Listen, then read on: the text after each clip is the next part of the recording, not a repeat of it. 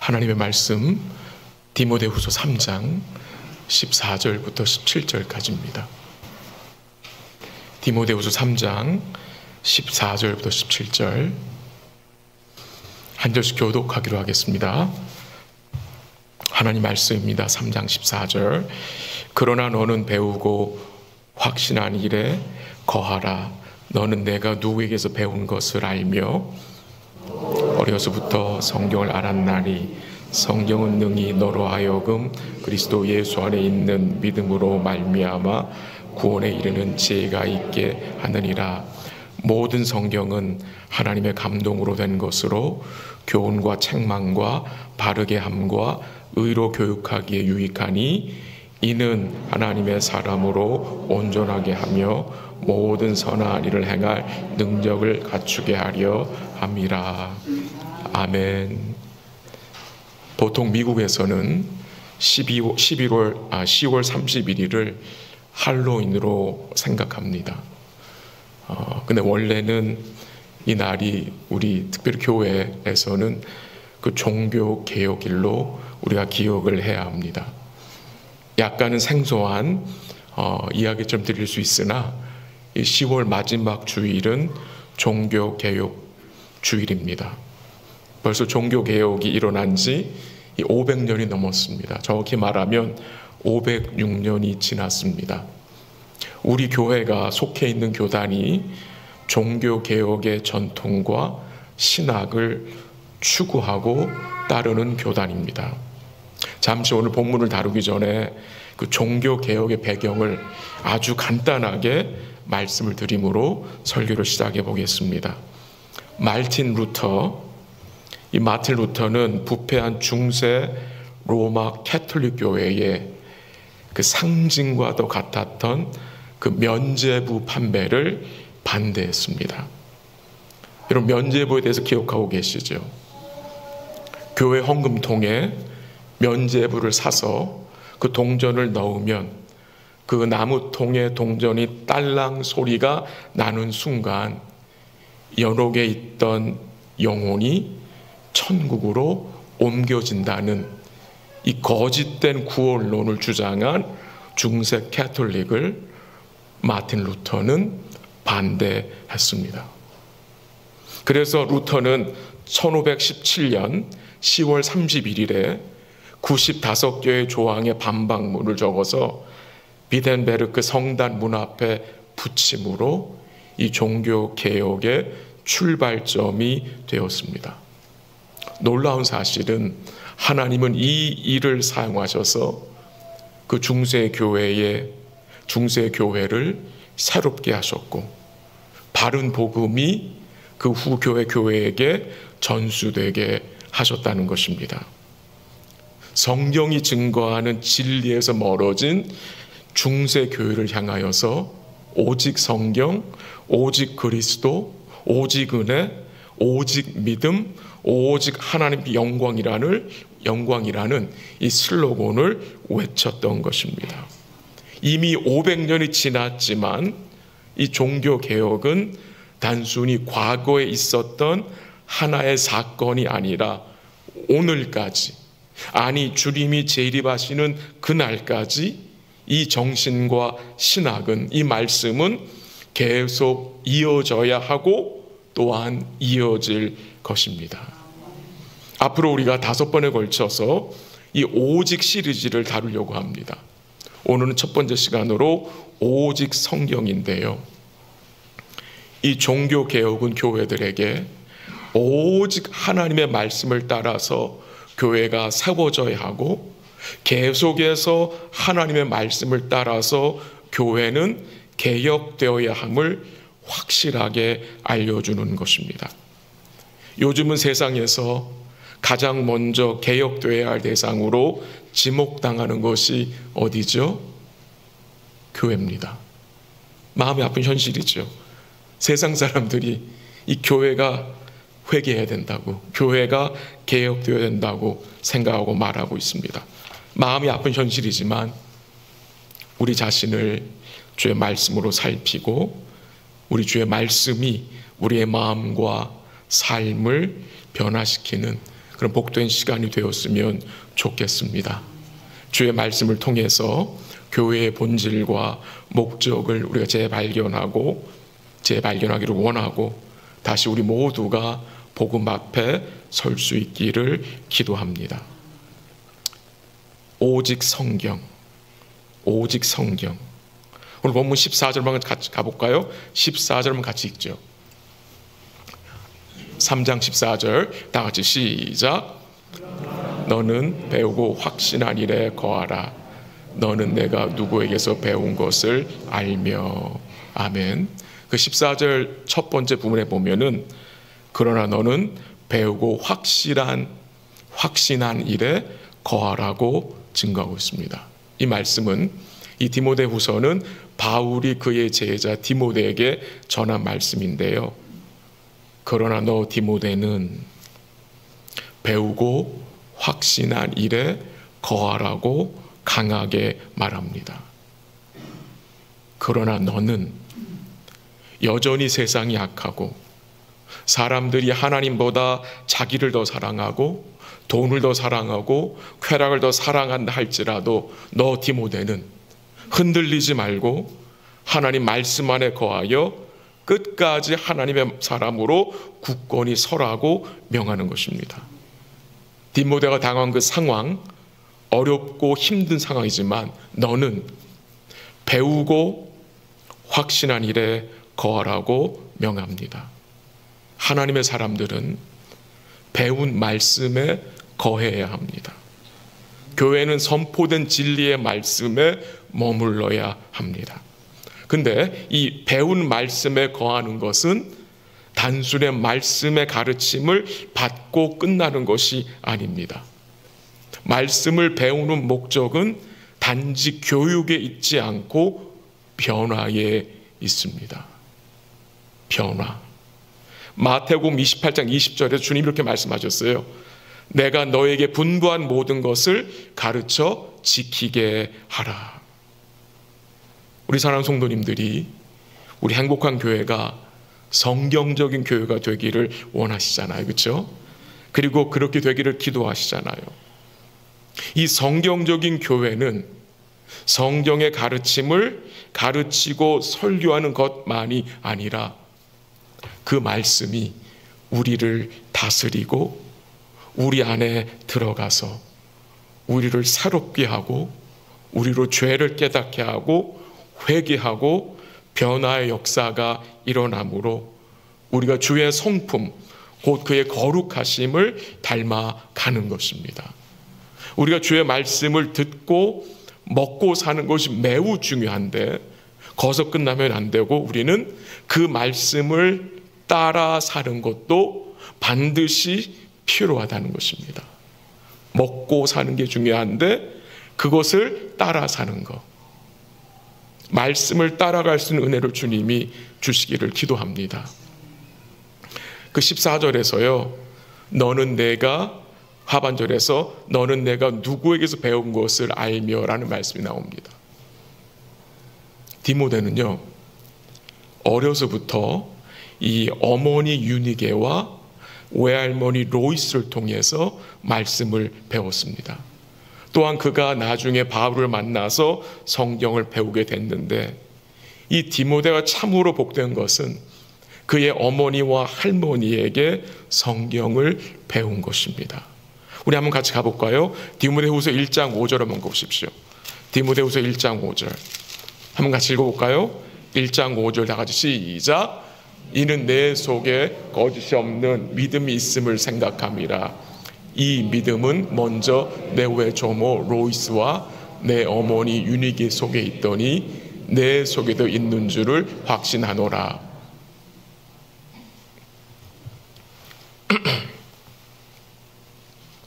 이 참 복되는 말씀이 나오는데요.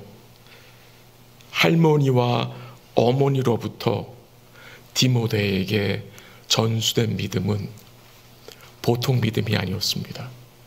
그 디모데서 1장 5절에서 뭐라고 말했습니까? 어떤 믿음이라고 했습니까? 거짓이 없는 믿음.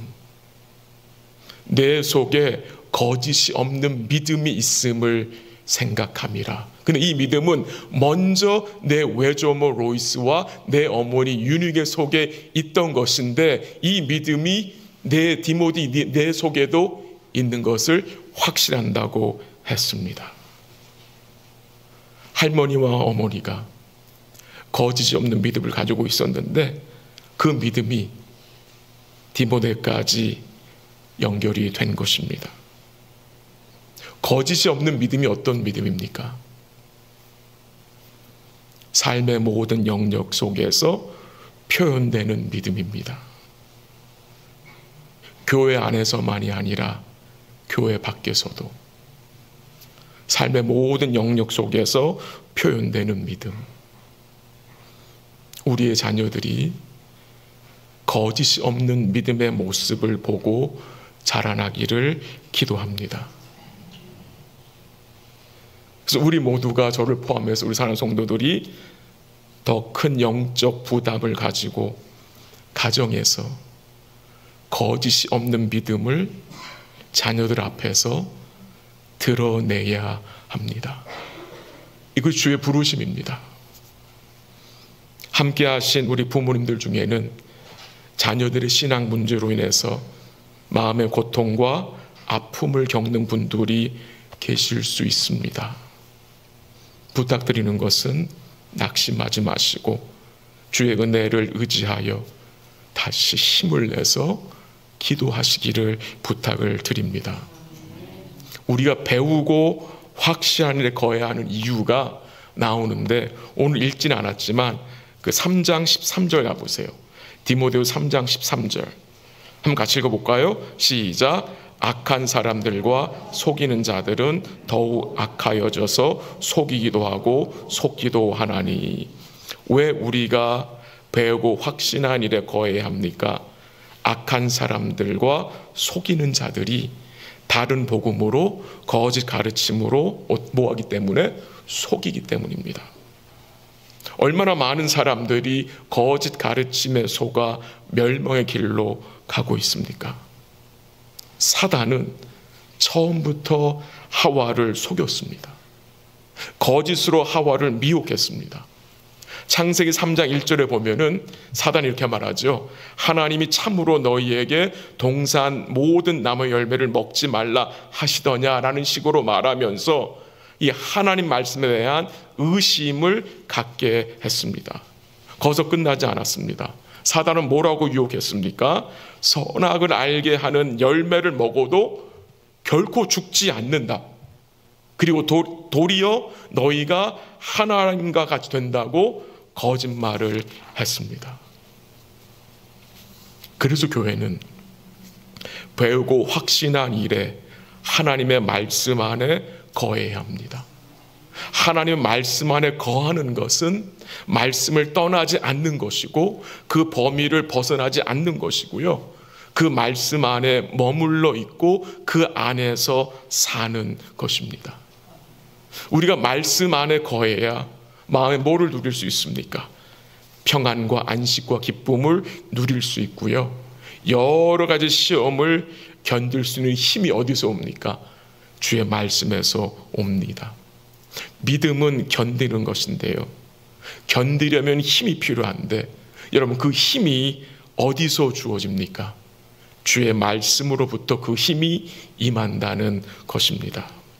사도 바울은 계속해서 디모데에게 또한 교회에게 왜 배우고 확신한 일에 말씀 안에 거해야 하는지를 구체 설명하는데요. 15절 가보세요. 15절에 그 이유가 나옵니다. 한번 같이 읽어볼게요. 시작. 또 어려서부터 성령을 알았나니 성령은 능히 너로 하여금 그리스도 예수 안에 있는 믿음으로 말미암아 구원에 이르는 지혜가 있게 함이니라. 왜 말씀 안에 거해야 하느냐? 그 이유는 이 하나님의 말씀이 우리로 구원에 이르는 무엇을 얻게 합니까? 지혜를 있게 하기 때문입니다. 지혜. 성경 자체가 우리에게 구원을 주는 것은 아닙니다. 구원은 오직 예수 그리스도의 순종과 죽으심과 부활하심을 통해서 주어지는데, 그 예수 그리스도가 이루신 구원이, 그의 온전한 대속이 성경에 기록되어 있기 때문에 성경이 그 복음을 증거해 주기 때문에 이 기록된 성경을 통해서 여러분과 제가 구원에 이르는 지혜를 소유하게 되는 것입니다. 이 세상에 그 어떤 것도 우리에게 구원에 이르는 지혜를 줄 수 있는 것은 없습니다. 없습니다. 오직 성경입니다. 오직 성경만이 우리에게 구원에 이르는 지혜를 공급해 줍니다. 그리고 또한 이 성경이 우리로 구원에 이르게 하고 그 구원에 뭐하게 합니까? 자라게 합니다. 성화시켜 나간다는 것입니다. 그 16세기 종교개혁이 일어날 당시 이 마틴 루터가 그 중세 로마 캐톨릭 사이에 벌였던 그 논쟁의 핵심이 바로 이것이었습니다. 루터는 구원에 관한 모든 것이 성경에 명료하고 충분하게 쓰여져 있다라고 주장했습니다. 즉 성경은 하나님의 말씀으로 구원에 이르는 도가 모두 증거되어 있다고 루터는 증거했습니다. 즉 성경이면 충분하다는 것을 주장하는 것입니다. 우리가 지옥을 믿고 천국을 믿잖아요. 한 번도 보지 못했는데 어떻게 믿게 된 것입니까? 천국과 지옥이 성경에 나와 있기 때문입니다. 누가 천국과 지옥을 보고 왔다고 해서 믿은 것이 아닙니다. 우리가 천국과 지옥을 믿는 것은 하나님이 기록하여 주신 말씀에 증거하고 있기 때문입니다. 그래서 기록된 성경이면 충분합니다. 이 성경은 무오한 절대적 진리이며 성경만이 절대적 권위를 가지고 있고요. 성경이 주님이 몸된 교회를 어떻게 합니까? 거룩하게 세워간다는 것입니다. 근데 중세시대 로마 카톨릭은 그거를 부인했습니다. 성경만으로는 불충분하다.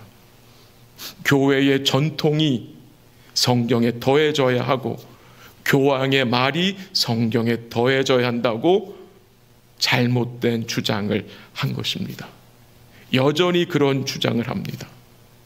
그래서 비성경적인 것이 굉장히 아직까지도 많이 캐톨릭에 남아있는 것입니다. 하나님이 기뻐하시는 교회는 오직 성경에만 최고의 권위를 두는 것입니다. 물론 교회 역사 가운데 전해져 내려오는 전통들이 있습니다. 그것들 우리가 부정하거나 무시하는 것이 아닙니다. 그러나 그 전통들은 모두 성경 아래에 있는 것들임을 우리는 기억해야 하고요. 성경적이지 않은 전통은 바꿔야 하고 또한 우리는 멈춰야 하는 것입니다. 베드로전서 1장 23절 한번 같이 읽어볼까요? 시작. 너희가 거듭난 것은 썩을 씨로 된 것이 아니요 썩지 아니할 씨로 된 것이니 살아있고 항상 있는 하나님의 말씀으로 되었느니라. 아멘. 우리가 거듭난 것이 무엇으로 되었다고요? 썩어질 씨, 즉 이 세상의 그 어떤 곳으로 된 것이 아니라 살아있고 항상 있는 하나님의 말씀으로 되었다고 증거하고 있는 것입니다. 또한 우리가 말씀 안에 거하는 이유가 무엇이냐? 그 내용 16절에 나오는데요. 우리 디모데후서 3장 16절 같이 한번 읽어볼까요? 다 같이 시작. 모든 성경은 하나님의 감동으로 된 것으로 교훈과 책망과 바르게 함과 의로 교육에 유익하니. 우리에게 유익하기 때문입니다.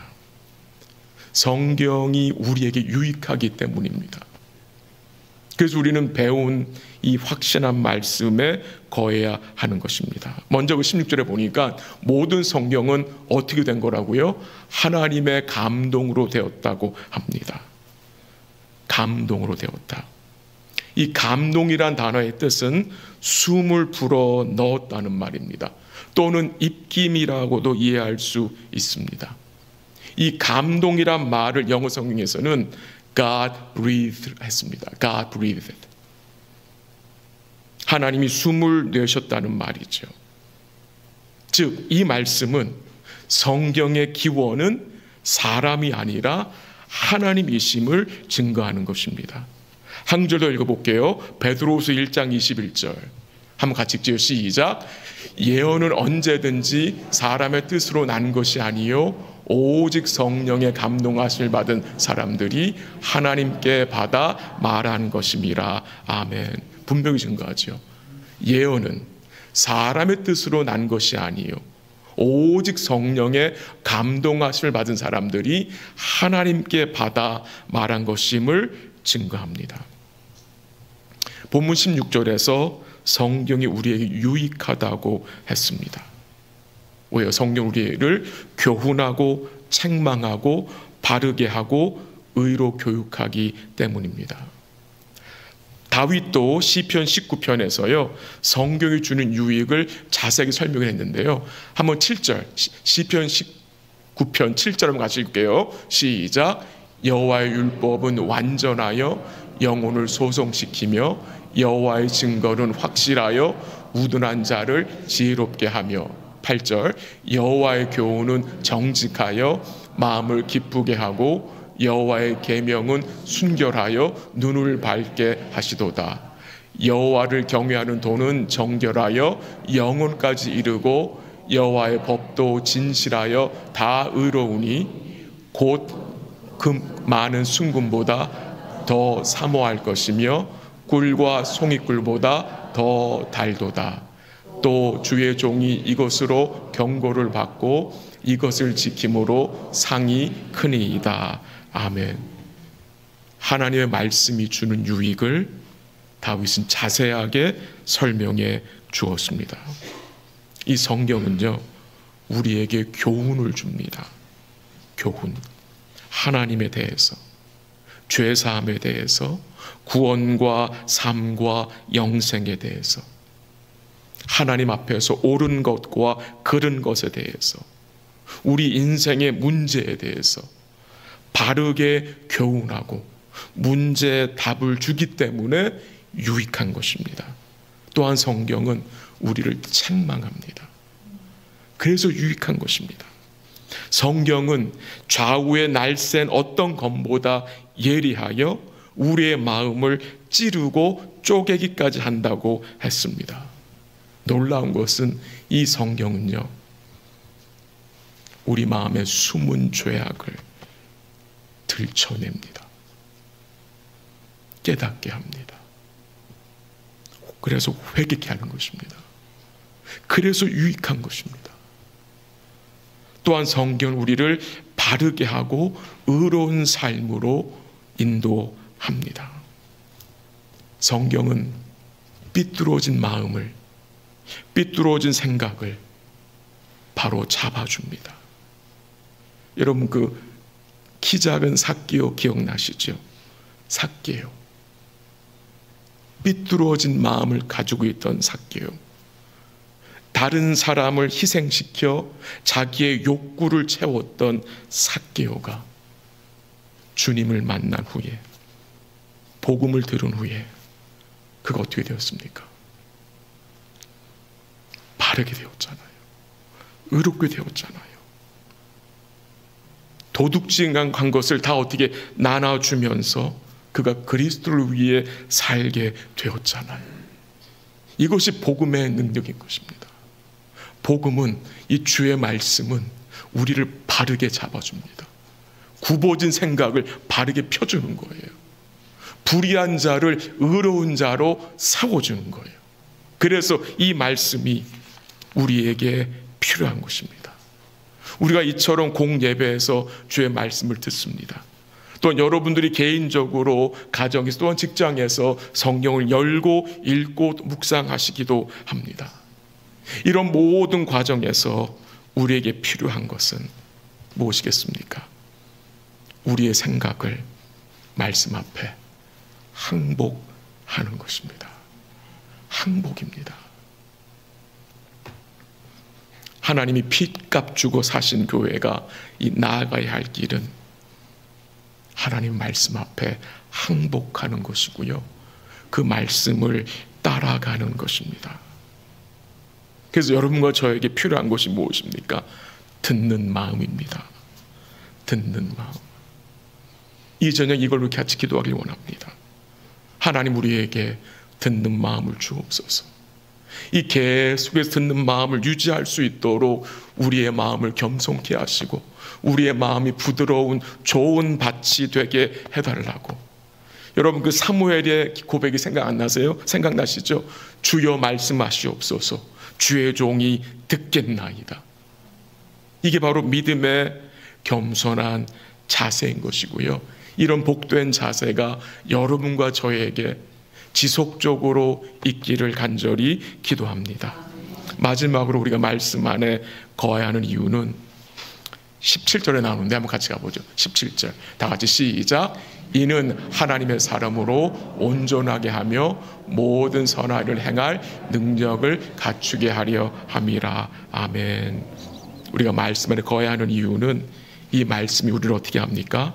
하나님의 사람으로 온전하게 하여 선한 일을 행한 능력을 갖추어 주기 때문입니다. 온전하게 한다는 말씀은 완전 무결하다는 말이 아니라 우리를 성숙한 사람으로, 변화된 하나님의 사람으로, 주님 닮은 사람으로, 하나님의 사람답게 이 말씀이 뭐 한다는 겁니까? 만들어 가신다는 것입니다. 우리 모두 그 과정에 있는 자들 아닙니까? 하나님 지금 우리를 뭐하고 계세요? 계속 성화 중이잖아요. 새롭게 세워가시는 과정에 있는 자들이잖아요. 평생 신실하게 믿음 생활을 하시던 할머니께서 연세가 많으셔서 성경을 너무도 읽고 싶은데 조금만 읽으면 눈이 아프고 힘이 들어서 성경을 읽어주는 아르바이트 대학생을 고용했다고 합니다. 너무나 복된 할머니 아닙니까? 아르바이트 대학생 불러서 성경을 이렇게 읽어달라고 한 거예요. 그래서 이 할머니가 하루에 3시간씩 그 대학생을 불러서 성경을 3시간 동안 들었습니다. 그 성경을 듣다가 중요한 구절이 나오면 할머니가 반복해서 그 구절을 다시 읽게 해달라고 했다고 합니다. 그렇게 성경을 듣는 가운데 할머니는 큰 은혜를 받았고요. 또한 놀라운 사실은 할머니께 성경을 읽어준 대학생이 말씀의 은혜를 받아 예수님 믿고 변화된 삶을 살았다는 이야기를 보았습니다. 이게 말씀의 능력이에요. 이런 방법으로 할머니가 10명이 넘는 대학생을 주님께로 인도했다고 합니다. 너무나 복된 일이죠. 이게 말씀의 능력입니다. 성경은 능히 우리로 구원에 이르는 지혜가 있게 하고요, 우리를 거듭나게 하여 우리의 마음을 어떻게 합니까? 변화시키는 것입니다. 이 주의 말씀은 변화시키는 능력을 가지고 있습니다. 오직 성경으로만 우리의 마음이, 우리의 속사람이 변할 수 있습니다. 우리 속에 남아있는 이 옛사람, 뭐로 죽일 수 있습니까? 무엇으로 누를 수 있습니까? 주의 말씀밖에 없잖아요. 육신의 소욕, 우리 속에서 올라오지요. 뭐로 누를 수 있습니까? 여러분 의지로 그게 눌러집니까? 죄된 생각이 우리의 의지로 눌러져요? 눌러지지가 않습니다. 말씀이 마음에 담겨질 때에 그 말씀의 능력이 그 생각들을 누르는 것입니다. 그게 말씀이 주는 은혜입니다. 이 성경만이 우리로 우리 자신을 뭐하게 합니까? 부인하게 합니다. 이 제자의 삶이 우리 자신을 부인하는 거잖아요. 우리 자신을 부인하는 삶은 우리의 의지로 되지가 않습니다. 말씀으로 눌러야 하는 것입니다. 여러분과 제가 성숙한 하나님의 사람으로 서야 하는데 무엇이 그것을 가능케 하는 것입니까? 오직 성경입니다. 성경을 떠나서는 결코 성숙한 성도가 될 수 없는 것입니다. 말씀을 정리합니다. 하나님의 감동으로 된 이 말씀, 우리가 어떤 마음으로 말씀을 대하고 살아가고 있습니까? 어떤 마음으로 주의 말씀을 대하며 살고 계십니까?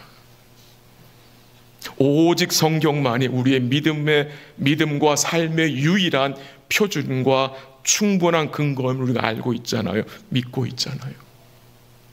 그 말씀, 우리 사랑하는 성도들이 더 사모하고 섬세하게 듣고 그 말씀을 따라가며 말씀 가운데 주님을 섬기는 복된 성도의 삶이 되시기를 주의 이름으로 간절히 기도합니다. 한번 같이 기도하겠습니다. 말씀을